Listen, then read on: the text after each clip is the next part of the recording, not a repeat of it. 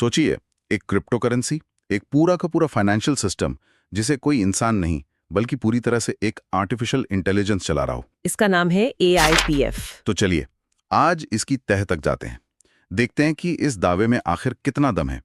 हमारा मकसद बस ये समझना है कि ये क्या सच में डीफाई का भविष्य हो सकता है या फिर ये सिर्फ एक और बड़ा वादा है। और जो सोर्स में इसका सबसे बड़ा, सबसे आकर्षक दावा है वो यही है कि इसमें इंसानी दखलंदाजी जीरो है। जीरो मतलब कैसे? सोर्स के मुताबिक इसे बनाने वालों ने इसे बनाकर छोड़ दिया, अपना मालिकाना हक भी वो भी छोड़ दिया और स्मार्ट कॉन्ट्रैक्ट को एक ऐसे 00 एड्रेस पर भेज दिया जिसे कोई कंट्रोल ही नहीं कर सकता। अच्छा, तो मतलब कोई सीईओ नहीं, कोई टीम नहीं जो रातों रात नियम बदल दे। बिल्कुल, कोई लालच या डर में आकर फैसले नहीं ले सकता। एक बार जो नियम बना दिए वो बन गए, सब कुछ AI के हवाले, लिक्विडिटी से लेके सप्लाई तक सब कुछ ऑटोमेटेड। और मजे की बात यह है कि ये कोई एक अकेला AI नहीं है। तो फिर प्रेजेंटेशन के हिसाब से ये असल में 5 अलग-अलग AI का एक ग्रुप है, एक टीम है जो मिलकर काम करती है। 5 एआई मतलब एक तरह की एआई कमिटी या डिजिटल कैबिनेट? हाँ, बिल्कुल सही शब्द है, एक डिजिटल कैबिनेट, और हर AI को एक खास जिम्मेदारी दी गई है। दिलचस्प है। तो इस कैबिनेट में कौन-कौन है और किसके पास क्या काम है? तो देखिए, हर AI क्रिप्टो की एक क्लासिक समस्या को सुलझाने के लिए बनाया गया है। ठीक है। जो पहला AI है उसे NE कहते हैं। NE। हाँ, ये एक तरह से सिस्टम का सेंट्रल बैंक है। कब नए कॉइन बनाने हैं और कब मार्केट से कॉइन वापस खरीदकर उन्हें जला देना है, मतलब सप्लाई को कंट्रोल करना, ये सब उसी का काम है। ठीक है, तो एक हो गया सप्लाई कंट्रोलर, ताकि बहुत ज्यादा कॉइन मार्केट में आके कीमत न गिरा दे। बिल्कुल। फिर दूसरा AI है ALS। ALS। ये एक 24/7 काम करने वाला ट्रेडर है। इसका एक ही काम है, बाजार में पैनिक को रोकना। पैनिक को रोकना? वो कैसे? जैसे ही लोग बेचना शुरू करते हैं, ये खरीदना शुरू कर देता है, और जब लोग ज्यादा खरीदने लगते हैं तो ये सप्लाई मैनेज करता है।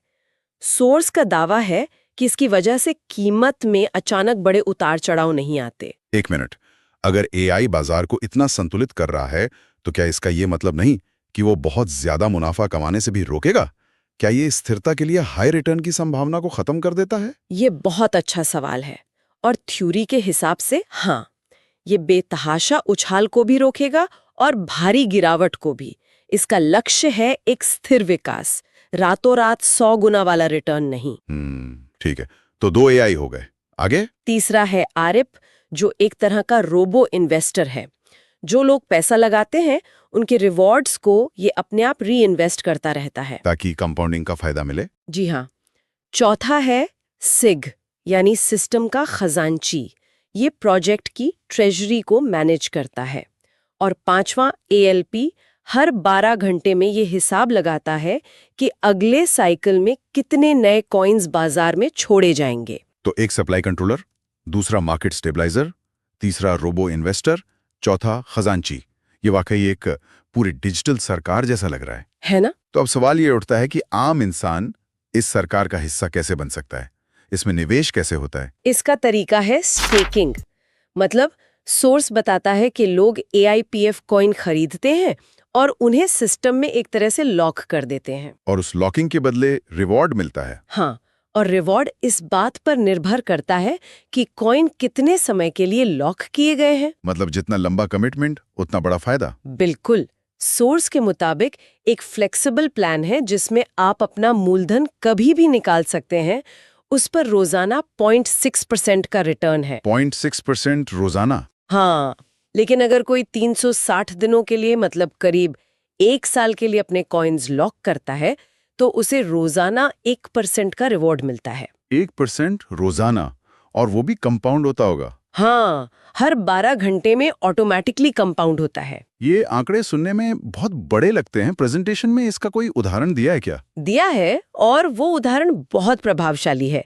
सोर्स कहता है कि अगर कोई 100 कॉइन 1 साल के लिए 1% रोजाना पर स्टेक करता है तो कंपाउंडिंग की वजह से साल के अंत में उसके पास 100 कॉइन नहीं, कितने? 3627 कॉइन होंगे। क्या बात है! मतलब सिर्फ कॉइन्स की संख्या में 36 गुना की बढ़ोतरी। इसमें कॉइन की कीमत में होने वाली बढ़ोतरी तो शामिल ही नहीं है। बिल्कुल। 36 गुना?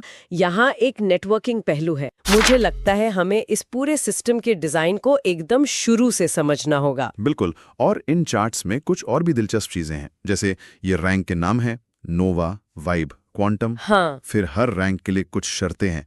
आपकी अपनी होल्डिंग्स जो यूएसडीटी में है, मतलब एक तरह की डिजिटल करेंसी। ठीक है। फिर है टीम टर्नओवर, वैलिड रेफरल्स और एक बहुत ही अनोखा शब्द आरओआई ऑन आरओआई। हाँ, इसी पर मैं आने वाली थी। आरओआई ऑन आरओआई, मतलब मैंने रिटर्न ऑन इन्वेस्टमेंट तो सुना है, पर ये रिटर्न ऑन इन्वेस्टमेंट पर रिटर्न, ये क्या चीज है? मतलब लगभग 8-9 हजार रुपए लगाने होंगे। ओके। आपकी टीम का टर्नओवर 5000 यूएसडीटी का होना चाहिए और आपको कम से कम 2 लोगों को सिस्टम में लाना होगा जिन्हें ये वैलिड रेफरल्स कह रहे हैं। ठीक है, ये तो किसी भी सेल्स या एफिलिएट प्रोग्राम जैसा लग रहा है। आपने कुछ पैसे लगाए, 2 लोगों को जोड़ा और एक छोटा सा टारगेट पूरा किया। लेकिन इसके बदले में जो 10% आरओआई ऑन आरओआई मिल रहा है, उसका मतलब क्या है? क्या ये मेरे $100 पर 10% है? नहीं, यहीं पर सारा खेल है। अगर ये सिर्फ आरओआई होता तो इसका मतलब आपके 100 यूएसडीटी पर रिटर्न होता। अच्छा। लेकिन आरओआई ऑन आरओआई का मतलब है कि आपकी टीम जो रिटर्न कमा रही है उस पर आपको रिटर्न मिल रहा है। ओह। इसे ऐसे समझिए कि आप एक टीम की मैनेजर हैं। आपको अपनी सैलरी तो मिलती ही है, पर आपके खिलाड़ी जब मैच जीतकर बोनस कमाते हैं तो उस बोनस का एक हिस्सा आपको भी मिलता है। क्योंकि मैंने उन्हें ट्रेन किया है। बिल्कुल, क्योंकि आपने उन्हें ट्रेन किया है। अच्छा, तो मतलब मेरी कमाई सिर्फ मेरे पैसों पर नहीं बल्कि मेरी टीम की कमाई पर भी निर्भर करती है। ये तो शुरू से ही आपको एक रिक्रूटर या मैनेजर की भूमिका में डाल देता है। एग्जैक्टली। और ये तो बस शुरुआत है। अगली ही रैंक वाइब पर छलांग देखिए। होल्डिंग सीधी 5 गुना बढ़कर 500 यूएसडीटी, टीम टर्नओवर 4 गुना बढ़कर 20,000 और आरओआई ऑन आरओआई सीधा 2 गुना होकर 20% हो जाता है। और ये सिलसिला रुकता नहीं है। कोर, फ्लक्स, पल्स, सिंक से होते हुए जब हम इस पहले चार्ट के आखिरी रैंक न्यूरा तक, हाँ, न्यूरा तक पहुंचते हैं तो आंकड़े देख के होश उड़ जाते हैं। न्यूरा के लिए 10,000 यूएसडीटी की होल्डिंग्स चाहिए, मतलब शुरुआती नोवा से 100 गुना ज्यादा। 100 गुना। और टीम टर्नओवर देखिए 25 लाख यूएसडीटी का। 25 लाख? और आरओआई ऑन आरओआई भी 70% तक पहुंच जाता है। ये तो एक छोटी मोटी कंपनी चलाने जैसा हो गया। बिल्कुल। यहां तक पहुंचते पहुंचते आप एक निवेशक या छोटे मोटे रिक्रूटर नहीं रह जाते, आप एक पूरा सेल्स नेटवर्क चला रहे हैं। हाँ। और ये जो रफ्तार है बढ़ने की, ये अचानक रॉकेट की तरह तेज हो जाती है। लगता है ये जानबूझकर किया गया है। मतलब शुरुआती लेवल्स पर पहुंचना शायद उतना मुश्किल ना हो, लेकिन जैसे जैसे कोई ऊपर बढ़ता है, जरूरी संसाधन और टीम का साइज वो बहुत तेजी से बढ़ने लगता है। एक तरह का फिल्टरिंग मैकेनिज्म है ये। हाँ, बिल्कुल। जो सिर्फ सबसे ज्यादा समर्पित और प्रभावशाली लोगों को ही आगे बढ़ने देता है। ठीक है, तो न्यूरा तक पहुंचने के लिए 25 लाख का टर्नओवर चाहिए। ये अपने आप में एक बहुत बड़ा आंकड़ा है। लेकिन कहानी यही खत्म नहीं होती है ना, बल्कि यहाँ से तो असली खेल शुरू होता है और चीजें बहुत अजीब हो जाती हैं। हाँ, यहीं से सिस्टम अपना असली रंग दिखाता है। न्यूरा के बाद अगला रैंक है क्वांटम। यहाँ होल्डिंग्स 12,000 यूएसडीटी हैं और टीम टर्नओवर सीधा 60 लाख पहुंचाता है। मतलब न्यूरा की टर्नओवर से 2 गुने से भी ज्यादा। इसे एक वीडियो गेम की तरह सोच सकते हैं क्या? कैसे? जैसे शुरू के लेवल्स में आपको ज्यादा से ज्यादा सिक्के, मतलब टर्नओवर, इकट्ठे करने होते हैं, लेकिन आखिरी लेवल्स जीतने के लिए आपको अपनी टीम के 2 और खिलाड़ियों को भी प्रो लेवल पर पहुंचाना होता है। आप अकेले नहीं जीत सकते। बहुत बढ़िया एनालॉजी है, बिल्कुल यही हो रहा है। सिस्टम आपको एक अकेले खिलाड़ी से एक टीम कैप्टन और फिर एक कोच बनने पर मजबूर कर रहा है। और इनाम भी उसी हिसाब से बढ़ता होगा। बिल्कुल। क्वांटम पर जहां आरओआई ऑन आरओआई 80% है, वहीं एपेक्स पर ये 150% तक पहुंच जाता है। 150%? हाँ, हर लीडरशिप लेवल पर 10% की सीधी बढ़ोतरी, ये एक बहुत बड़ा प्रोत्साहन है अपनी टीम को आगे बढ़ाने के लिए। ठीक है, तो चलिए अब इन सब टुकड़ों को एक साथ जोड़कर देखते हैं। जब हम इन दोनों चार्ट्स को साथ में देखते हैं तो इस एआईपीएफ सिस्टम की पूरी तस्वीर क्या बनती है? ये असल में है क्या? अगर हम इसे पूरी तरह से डीकंस्ट्रक्ट करें तो ये एआईपीएफ सिस्टम 3 मुख्य स्तंभों पर खड़ा है। 3 स्तंभ। पहला, व्यक्तिगत निवेश, मतलब पर्सनल स्टेक। आपकी यूएसडीटी होल्डिंग्स। आपको खुद भी सिस्टम में पैसा लगाकर रखना होगा। ठीक है। आप सिर्फ दूसरों के भरोसे नहीं बैठ सकते। सही। दूसरा, टीम का प्रदर्शन, जिसे हम सेल्स इंजन कह सकते हैं। टीम टर्नओवर और रेफरल से मापा जाता है। ये शुरुआती और मिड लेवल की ग्रोथ का इंजन है। आपको एक सक्रिय और बढ़ती हुई टीम बनानी ही होगी। बिल्कुल। और तीसरा, जो शायद सबसे महत्वपूर्ण और अनोखा है, लीडरशिप डेवलपमेंट, एक लीडरशिप फैक्ट्री। ऊंचे स्तरों पर आपकी तरक्की इस बात पे निर्भर करती है कि आप अपनी टीम के सदस्यों को कितना प्रमोट कर पाते हैं। और इन तीनों स्तंभों को एक साथ चिपकाकर रखने वाला गोंद है ROI ऑन ROI। अब ये शब्द ज्यादा समझ में आ रहा है। ये सिर्फ एक कमीशन नहीं है, नहीं, ये इस पूरे इकोसिस्टम का ईंधन है। एकदम सही। ये शब्द ही इस संरचना की आत्मा है। ये सुनिश्चित करता है कि हर स्तर पर हर व्यक्ति की सफलता उसकी टीम की सफलता से जुड़ी हो। आपकी कमाई सिर्फ आपकी नहीं है, ये आपकी पूरी टीम के प्रदर्शन का नतीजा है। ये एक ऐसा इकोसिस्टम बनाने की कोशिश है, ना कि सिर्फ एक रैंकिंग की सीढ़ी जहां आप दूसरों को नीचे धकेलकर ऊपर चढ़ते हैं। यहाँ आपको दूसरों को ऊपर खींचना पड़ता है। खींचना ही पड़ता है। मतलब रणनीति हर लेवल पर पूरी तरह से बदल जाती है। अब मैं अपनी कमाई निकालना चाहता हूं, क्या होता है? हाँ, तो जैसे ही आप विड्रॉ बटन दबाते हैं, खेल शुरू होता है। सिस्टम आपसे पूछता है कि आप कितनी जल्दी पैसा चाहते हैं। मतलब? अगर आपको तुरंत निकासी चाहिए तो आपको 20% की भारी भरकम फीस देनी होगी। 20%? जी हाँ, लेकिन अगर आप 60 दिन इंतजार करने के लिए तैयार हैं तो ये फीस 0 हो जाती है और बीच में अलग अलग दिनों के लिए अलग अलग फीस है। तो धीरे धीरे पैसे रिलीज करने का लॉजिक तो समझ आता है, ताकि मार्केट में अचानक सप्लाई ना बढ़े। लेकिन 60 दिन तक इंतजार कौन करेगा? ये एक तरह से सिस्टम को स्थिर रखने का तरीका है। लेकिन सबसे जरूरी बात यह है कि आप कोई भी विकल्प चुने, पैसा आपको एक साथ कभी नहीं मिलता। अच्छा। वो रोजाना छोटी छोटी किश्तों में रिलीज होता है।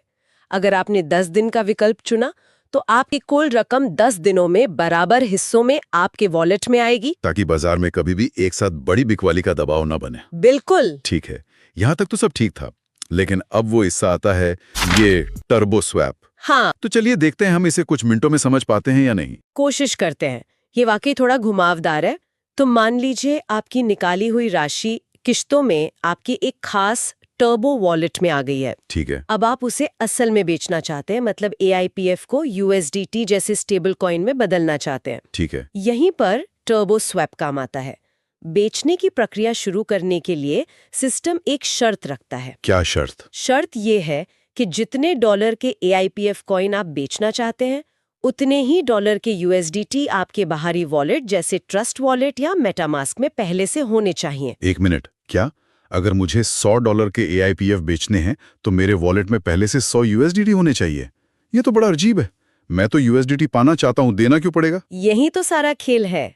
इसे ऐसे समझिए जैसे ये एक खरीदो एक बेचो का नियम है। एक खरीदो एक बेचो? हाँ, जैसे ही आप $100 के AIPF बेचने की प्रक्रिया शुरू करते हैं, सिस्टम आपके बाहरी वॉलेट से वो 100 USDT लेता है और तुरंत खुले बाजार से $100 के AIPF कॉइन खरीद लेता है। ठीक है। और इन खरीदे हुए कॉइन्स को 12 घंटे के लिए लॉक कर दिया जाता है। हाँ। और सिर्फ इस खरीद के पूरे होने के बाद ही आपके वो मूल $100 के AIPF, जिन्हें आप शुरू से बेचना चाहते थे, अब बिकने के लिए रिलीज होते हैं। अरे बाप रे। सोर्स ने डेक्स स्कैनर और डेक्स टूल्स जैसे प्लेटफॉर्म्स का हवाला दिया है।